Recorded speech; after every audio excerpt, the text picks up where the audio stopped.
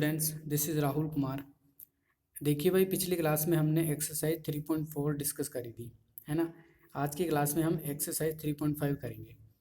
देखिए, पहला क्वेश्चन है, निम्नलिखित में से कौन से कथन सत्य है।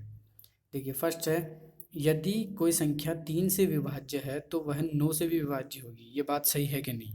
देखिए, 3 से विभाज्य, सब देखिए अपन लिखते हैं, मान ली एक संख्या है 6, तो ये 3 से विभाज्य होती है, इसका भाग जाता है 3 में, ठीक है। सॉरी, 3 का भाग जाता है इसमें, है ना। अब देखिए, ये जो 6 है, ये क्या 9 से विभाज्य है? नहीं है भाई। इसका मतलब कि ये कथन क्या है? असत्य है। समझ गए बात।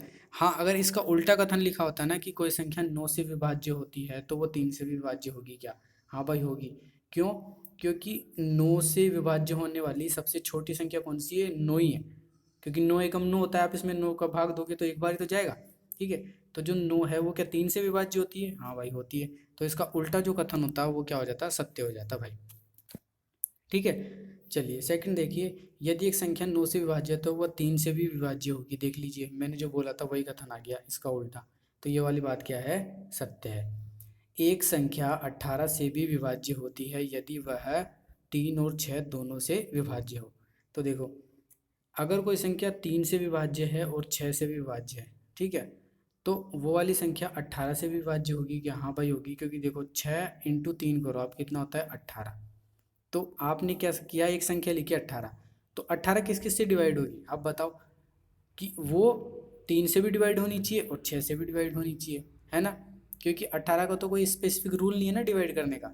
अब भाई, ये दोनों से डिवाइड हो रही है तो 18 खुद 18 से तो डिवाइड होगी। समझ गए बात। तो ये वाला कथन भी क्या है? सत्य है। देखिए, यदि एक संख्या 9 और 10 दोनों से विभाज्य हो तो वह संख्या 90 से विभाज्य होती है। हाँ भाई, दोनों संख्याओं को आप गुणा करो, 9 ढाई 90, यानी देखिए, 9 से विभाज्य होती है, 90 होती है, 10 से भी विभाज्य होती है और 90 से भी होती है, यानी तीनों से विभाज्य हो रही है। तो ये कथन क्या है? सत्य है, ठीक है। यदि दो संख्याएं सहअभाज्य हो तो उनमें से कम एक अवश्य ही अभाज्य संख्या होगी। भाई गलत है, ये असत्य बात है। कैसे? क्यों है ये बात असत्य? देखिए, कि सहअभाज्य संख्या क्या होती है? ऐसी दो अभाज्य संख्याएं जिनका प्राइम फैक्टर यानी सार्वगुणनखंड जो होता है ना, वो कितना होना चाहिए? एक होना चाहिए भाई। क्या होना चाहिए? सार्वगुणनखंड एक। अब देखिए, ऐसे नंबर्स तो क्या होते हैं भाई, दोनों संख्याएं अभाज्य होनी चाहिए, तभी जाके क्या होगा? उनका सार्वगुणनखंड एक आएगा, ठीक है। तो ये वाली बात भी क्या है? असत्य है। 4 से विभाज्य सभी संख्याएं 8 से भी अवश्य विभाजित होनी चाहिए। असत्य भाई। क्यों? क्योंकि देखो, 4 से विभाजित होने वाली सबसे छोटी संख्या अपन ने मान ली जैसे 4 ही होती है ना।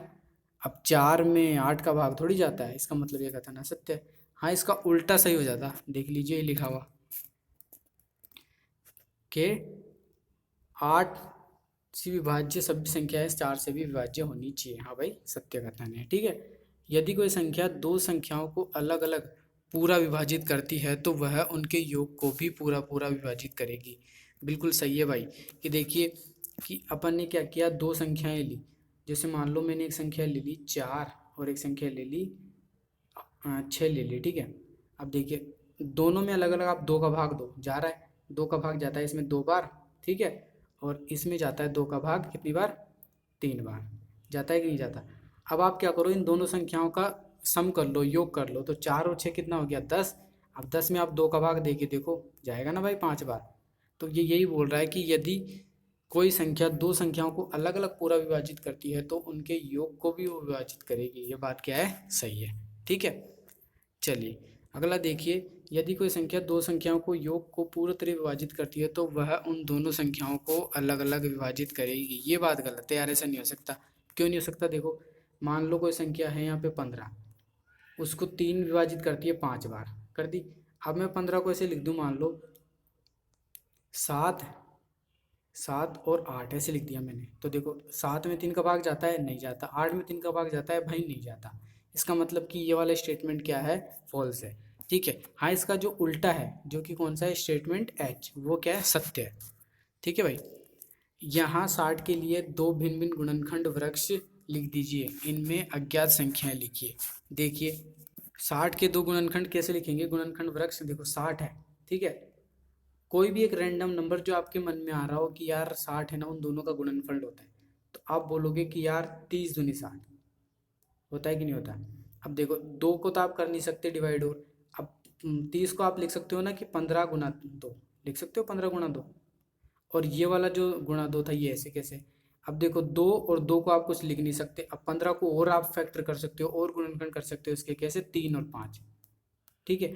और 2 गुणा 2 आपने ये लिखा हुआ है, ठीक है। तो ये क्या हो गया, एक गुणनखंड वृक्ष हो गया किसका, 60 का, ठीक है। एक तो ये हो गया। अब दूसरा देखिए, दूसरा अपन ऐसे लिख दे कि जैसे 60 को मैं ऐसे भी लिख सकता हूँ ना, 15 चौको 60, 15 गुना 4 लिख सकते हैं। अब देखो 15 को आप लिख सकते हो 3 गुना 5, ठीक है। और ये वाला गुणा ऐसे कैसे आ गया यहाँ पे, और 4 को आप कैसे लिख सकते हो, 2 गुना 2।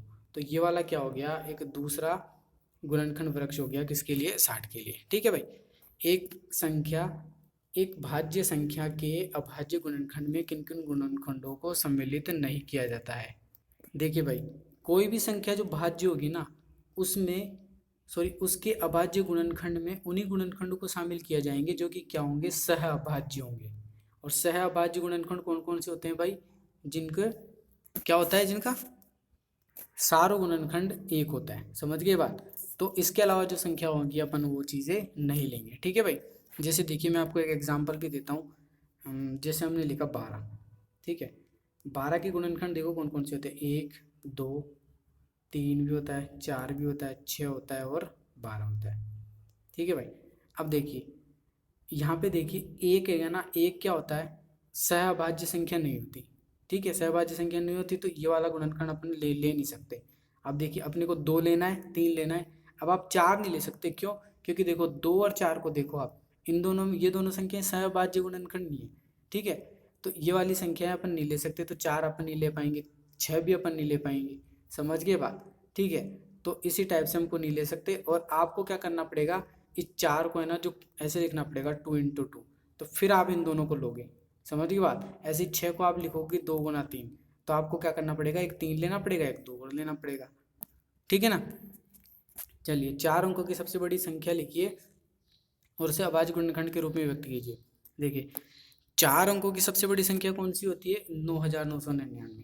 क्यों, देखो जब आप इसमें 1 जोड़ोगे ना तो ये कितना आ जाएगा, 1 2 3, ठीक है। तो ये आपके पास कितना आ जाएगा, 10,000 आ जाएगा भाई।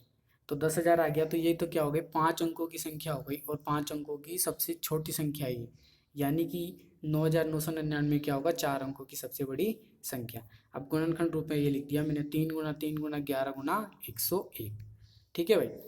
चलिए 5 अंकों की सबसे छोटी संख्या लिखिए और उसे अभाज्य गुणनखंड के रूप में व्यक्त कीजिए। तो देख लीजिए वही है, 5 अंकों की सबसे छोटी संख्या कितनी होगी, 10,000, और 10,000 का आपने गुणनखंड कर दिया 2 गुना 2 गुना 2 गुना 2 गुना 5 गुना 5 गुना 5 गुना 5, ठीक है। और गुणनखंड आप कर ही सकते हो। देखिए 1729 के सभी अभाज्य गुणनखंड ज्ञात कीजिए और उन्हें आरोही क्रम में व्यवस्थित कीजिए। अब 2 क्रमागत अभाज्य गुणनखंडों में यदि कोई संबंध है तो लिखिए, ठीक है। 1729 का अभाज्य गुणनखंड आपने किया, तो देखो 1 का भाग 2 का भाग दोगे, इसमें 2 का भाग नहीं जाएगा, 3 का भी नहीं जाएगा, डायरेक्ट है ना 7 का भाग जाएगा इसमें। तो 7 गुना 13 गुना 19, तो ये आपको याद होना चाहिए, पता होना चाहिए कि जो 1729 होता है, ठीक है, कितना 1729, उसके अभाज्य गुणनखंड कैसे होते हैं, 7 गुना 13 गुना 19, ठीक है। तो यहाँ पे देखिए 2 क्रमागत अभाज्य संख्याओं का गुणनखंड कितना है, 6 है, ठीक है भाई। देखिए 3 क्रमागत संख्याओं का गुणनखंड सदैव 6 से विभाज्य होता है, इस कथन को कुछ उदाहरण की सहायता से स्पष्ट कीजिए। अब ये वाला आपको करना है, 6 8 आपको करना है, ठीक है भाई। अब देखिए 9th में आपको बताता हूँ, निम्नलिखित में से किन व्यंजकों में अभाज्य गुणनखंड किए गए हैं। देखो 24 है, 2 गुना 3 गुना 4, ये लिख दिया है ना। अब देखो 2 गुना 3 गुना 4, लेकिन यहाँ पे देखो आप 4 को ऐसे भी तो लिख सकते थे ना, और 2 गुना 2 भी लिख सकते थे आप, लेकिन इसने नहीं लिखा। इसका मतलब है कि 24 के इसने अभाज्य गुणनखंड नहीं लिखे, सिर्फ क्या लिखे हैं, गुणनखंड, समझ गए बात, दोनों बातों में अंतर है। तो 24 वाले ऑप्शन नहीं होगा। 56 वाला देखिए 1 गुना 7 गुना 2 गुना 2 गुना 2, हाँ भाई इसने तो सब कुछ लिख दिया, ठीक है। क्यों लिख दिया, क्योंकि देखो 2 को आप और गुणनखंड नहीं कर सकते, 2 के स्प्लिट नहीं कर सकते, 7 को भी नहीं कर सकते, तो बी वाला ऑप्शन आपका हो जाएगा सही, कि ये सब सह अभाज्य गुणनखंड के रूप में लिखे हुए हैं, ठीक है। 70 को देखो 2 गुना 5 गुना 7, हाँ भाई ये भी सही है।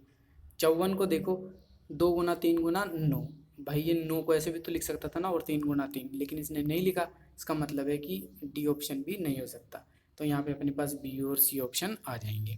ठीक है, चलिए बिना भाग किए ज्ञात कीजिए कि क्या संख्या 45 से विभाज्य है।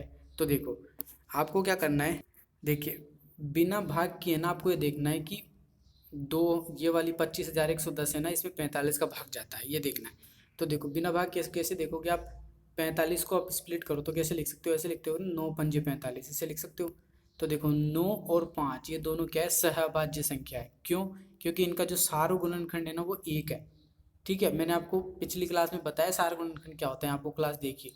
ठीक है भाई, तो देखिए अब आपको क्या करना है कि ये वाली संख्या है ना उसमें 9 से आपको भाज्यता चेक करनी है और 5 से करनी है। ठीक है, तो देखिए हमने 5 से करी, तो 5 से भाज्यता कैसे प्रूफ की जाती है किसी भी संख्या की, कि उसमें इकाई का अंक या तो 0 या फिर 5 हो। हाँ भाई इस वाली संख्या में तो 0 है, यानी ये संख्या 5 से विभाज्य होगी। ठीक है, और 9 से चेक करने के लिए क्या होती है अपनी कंडीशन, कि संख्या के अंकों का योग 9 से विभाज्य होना चाहिए। तो देखो 2 और 5 7, 7 और 1 8, 8 और 1 9, यानी 9 9 से तो विभाज्य होता ही है भाई। ठीक है, इसका मतलब है कि ये वाली संख्या 9 से भी विभाज्य है, और अगर 5 से भी विभाज्य है, 9 से भी विभाज्य है, मीन्स कि ये 45 से भी विभाज्य होगी। देखिए नेक्स्ट है संख्या 18 2 और 3 दोनों से, 18 2 और 3 दोनों से विभाज्य है। सही बात है भाई, 2 से भी विभाज्य है, 18 और 3 से भी है। यह 2 गुना 3 यानी 6 से भी विभाज्य है। हाँ भाई 6 का विभाग जाता है 18 में, 6 3 18। इसी प्रकार एक संख्या 4 और 6 दोनों से विभाज्य है। क्या हम कह सकते हैं कि वह संख्या 4 गुना 6 24 से भी विभाज्य होगी? यदि नहीं तो अपने उत्तर की पुष्टि के लिए एक उदाहरण दीजिए। देखिए भाई ये वाली बात है ना हमेशा सच नहीं है। क्यों? क्योंकि देखो 4 और 6 है ना, ठीक है, कोई संख्या 4 और 6 से विभाज्य है ना, तो ऐसी संख्या तो 12 भी होती है। देखो 12 में 4 का भाग जाता है, 6 का भी जाता है, लेकिन 12 क्या है, 6 चौक 24 से विभाज्य नहीं होती। 12 में 24 का भाग नहीं जाता। समझ गए बात? तो ये वाली बात क्या है, फॉल्स है। मैं 4 भिन्न भिन्न अभाज्य गुणनखंडों वाली सबसे छोटी संख्या हूँ। आप मुझे ज्ञात कर सकते हैं? तो देखिए 4 सबसे छोटे अभाज्य गुणनखंड कौन कौन से होंगे भाई, 2 3, ठीक है, 5 और 7। ये क्या है, सबसे छोटे अभाज्य गुणनखंड है 4, है ना।